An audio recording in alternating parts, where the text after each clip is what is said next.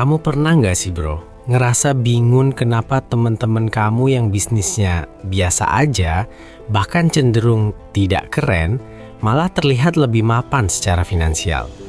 Sementara kamu yang mati-matian ngejar bisnis yang lagi viral, yang katanya inovatif dan punya potensi disruptif, malah seringnya tekor atau malah cuma bikin pusing 7 keliling.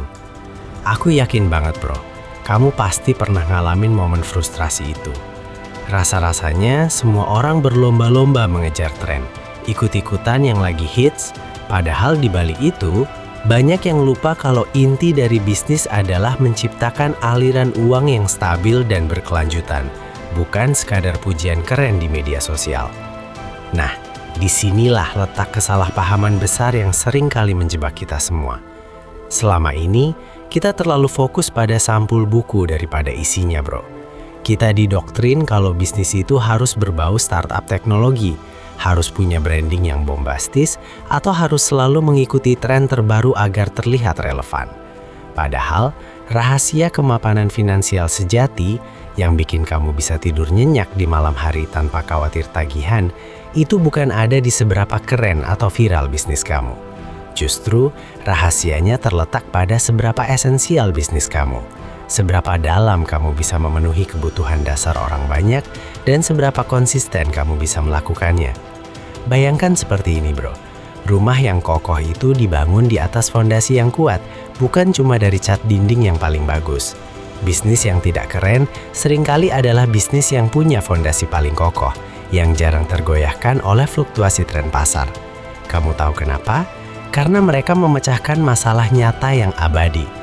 Masalah yang akan selalu ada tidak peduli zaman berubah. Mereka bergerak di balik layar, mengalirkan uang tunai tanpa perlu banyak gembar-gembor. Mereka tidak mengejar likes atau shares, tapi mengejar transaction dan profit. Intinya, kalau kamu mau mapan finansial, berhentilah mengejar ilusi keren, dan mulailah fokus pada kebutuhan dasar, efisiensi, dan konsistensi. Itu adalah prinsip emasnya. Oke, sekarang kamu mungkin penasaran, bisnis seperti apa sih yang aku maksud tidak keren tapi justru bikin mapan finansial? Aku akan kasih kamu beberapa kategori dan contoh konkretnya bro, biar kamu punya gambaran yang lebih jelas.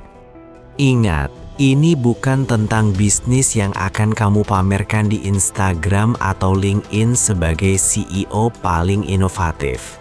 Tapi ini adalah mesin pencetak uang yang stabil, yang diam-diam bikin rekeningmu tebal. Bisnis logistik dan distribusi. Ini adalah tulang punggung setiap ekonomi bro. Tanpa mereka, tidak ada barang yang bisa sampai dari produsen ke konsumen. Contohnya, jasa kurir paket, ekspedisi antar kota, penyedia gudang penyimpanan, atau bahkan jasa pengiriman bahan baku ke pabrik-pabrik. Mungkin terlihat membosankan, hanya mindah-mindahin barang. Tapi coba bayangkan, berapa banyak barang yang bergerak setiap hari di Indonesia.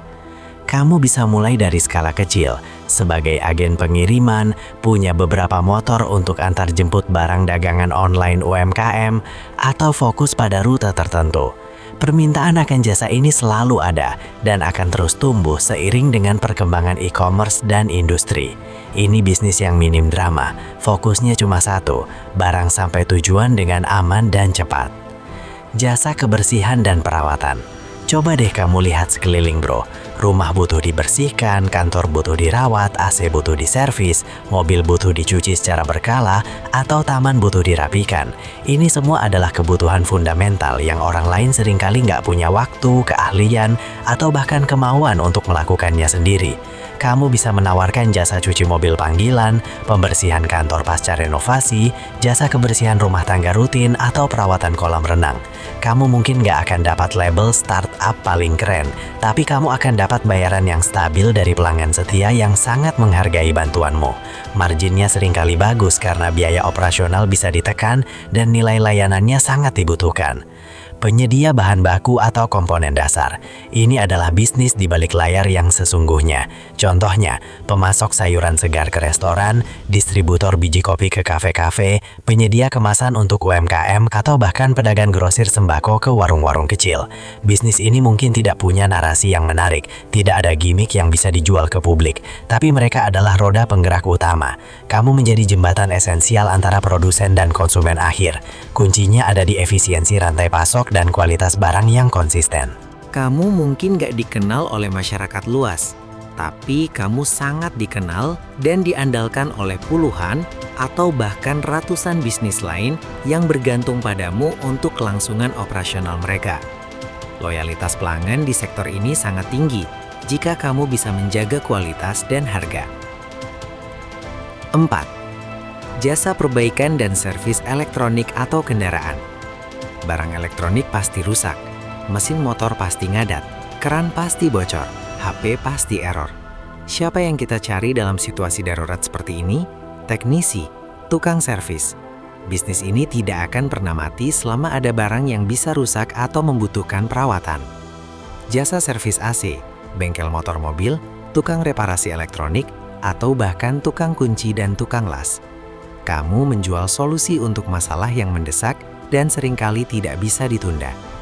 Orang rela membayar mahal untuk kenyamanan dan fungsionalitas barang mereka kembali.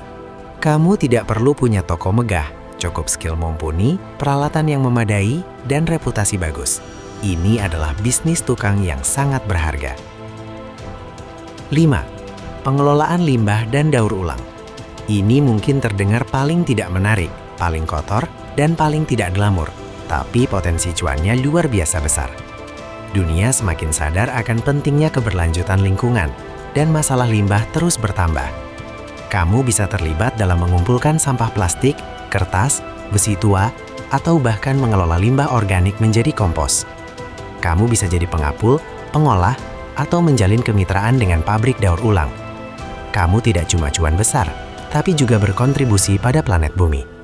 Ini adalah bisnis yang future-proof, karena masalah limbah tidak akan pernah selesai dan justru akan semakin dicari solusinya. Oke, kamu sudah tahu jenis-jenis bisnis yang mungkin tidak keren, tapi sangat menguntungkan. Sekarang, bagaimana kamu bisa memulai petualanganmu di dunia bisnis yang tidak keren tapi mapan finansial ini?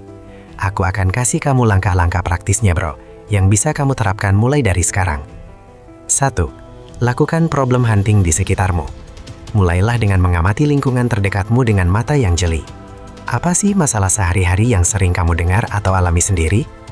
Apakah tetanggamu kesulitan mencari tukang servis AC yang jujur dan datang tepat waktu? Apakah UMKM di dekat rumahmu kesulitan mencari kemasan produk yang murah, tapi berkualitas dan bisa custom? Atau adakah area yang sering banjir karena drainase mampet dan tidak ada yang peduli untuk membersihkannya secara rutin? Kebutuhan dasar yang belum terpenuhi seringkali tersembunyi di balik keluhan-keluhan kecil sehari-hari. Jangan mencari masalah yang rumit atau futuristik. Cari masalah yang berulang, mendesak, dan butuh solusi segera. 2. Riset pasar mikro, bukan makro. Setelah menemukan beberapa masalah, jangan langsung loncat membuat bisnis plan setebal skripsi. Cukup lakukan riset kecil-kecilan. Tanyakan langsung ke calon pelanggan potensialmu. Berapa sih yang kamu rela bayar untuk jasa ini? Seberapa sering kamu butuh layanan seperti ini? Apa yang selama ini bikin kamu tidak puas dengan penyedia jasa sejenis yang ada? Dari percakapan langsung ini, kamu akan mendapatkan gambaran yang sangat jelas tentang demand dan pain point mereka. Ingat, kamu mencari kebutuhan dasar, jadi data pasar biasanya lebih stabil dan mudah diprediksi. 3. Mulai kecil, tes pasar, lalu skalakan. Kamu tidak perlu modal besar, kantor mewah, atau tim segudang untuk memulai. Mulai dari nol dengan sumber daya terbatas. Contoh, kalau kamu mau memulai jasa kebersihan, cukup tawarkan ke beberapa rumah tangga atau kantor terdekatmu dulu. Pakai alat yang sudah kamu punya. Kalau konsepmu terbukti sukses dan ada permintaan, baru invest beli alat yang lebih baik atau rekrut bantuan. Kalau mau jadi penyedia bahan baku, mulai dengan 1 atau 2 jenis produk dan 1 pelanggan. Setelah kamu tahu modelnya berjalan, menghasilkan keuntungan, dan kamu menguasai operasionalnya, baru kamu ekspansi. Ini adalah cara paling aman untuk meminimalkan resiko dan membuktikan konsep bisnismu bekerja. 4. Fokus pada efisiensi dan kualitas layanan yang konsisten. Karena bisnis ini bukan soal gimmick atau tren sesaat, kuncinya ada di operasional yang efisien dan kualitas layanan yang tidak pernah mengecewakan. Pelangganmu tidak mencari wow yang temporer, mereka mencari reliable dan konsisten value. Pastikan kamu bisa memberikan apa yang kamu janjikan, datang tepat waktu, dan dengan standar kualitas yang baik.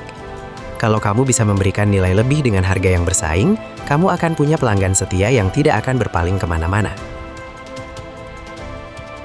5. Bangun jaringan dan reputasi kuat. Bisnis-bisnis seperti ini sangat mengandalkan word of mouth atau dari mulut ke mulut.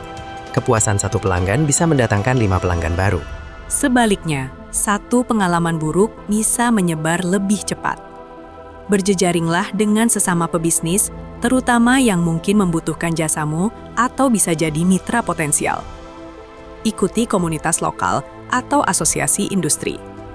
Jangan pernah meremehkan kekuatan rekomendasi dari mulut ke mulut.